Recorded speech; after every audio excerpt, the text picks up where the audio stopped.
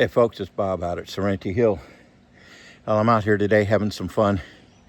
You see my wood chipper back there and my big pile.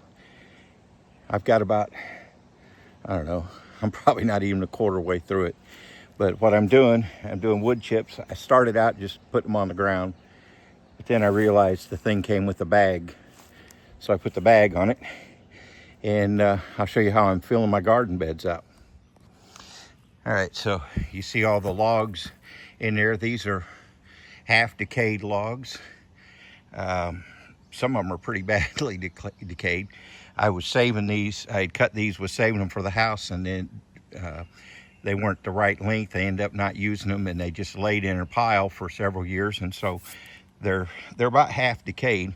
And then I'm taking the wood chips and putting on top.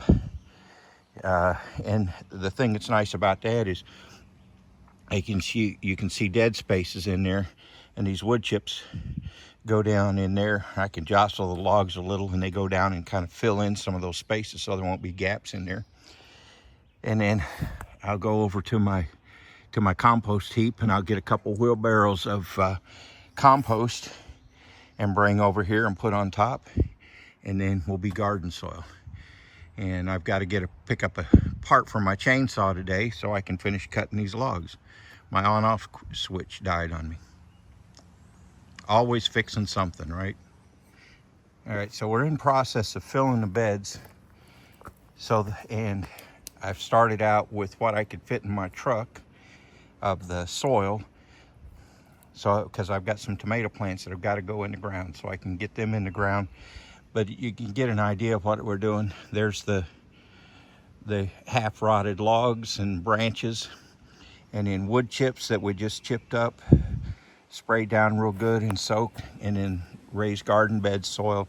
And that way, instead of trying to fill 18-inch a bed with soil, I've only got about 8 inches deep to go. All right, so filling the raised bed.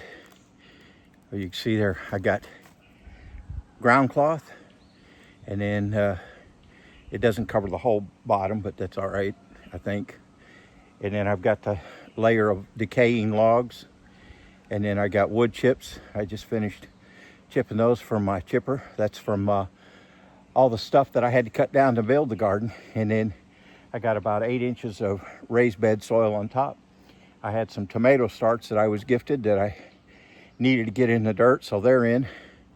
So now I can put some more dirt in this part, but I thought that'd give you a good idea of how these are getting filled up. So I think over in here I'm going to put put a couple okra plants, and then over in this area here I'll put some peppers. Or maybe just the opposite. Maybe I'll put my okra here, my peppers there, because the okra gets tall and it'll shade things. So I'll probably put the okra over here where it won't be shading things.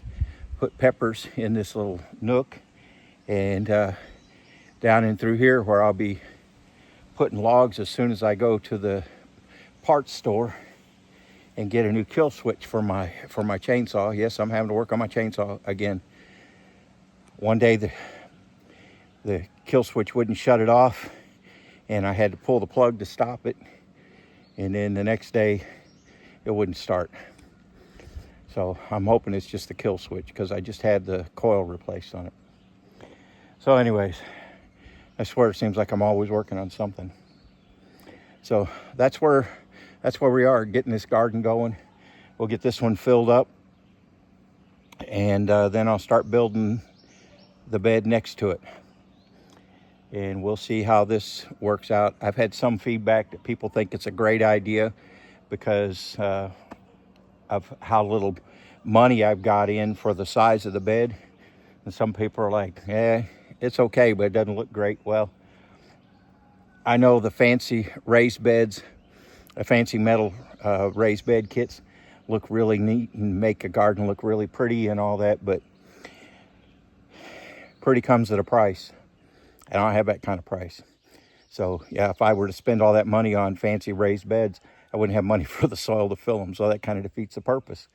So that's a part of it, you know, you just find a way to make things work out for you. All right. So that's where we are on the raised beds.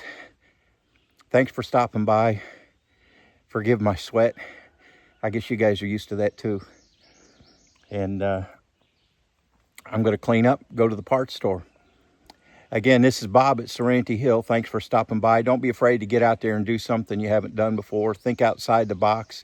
Do something a little different, but make things happen for yourself.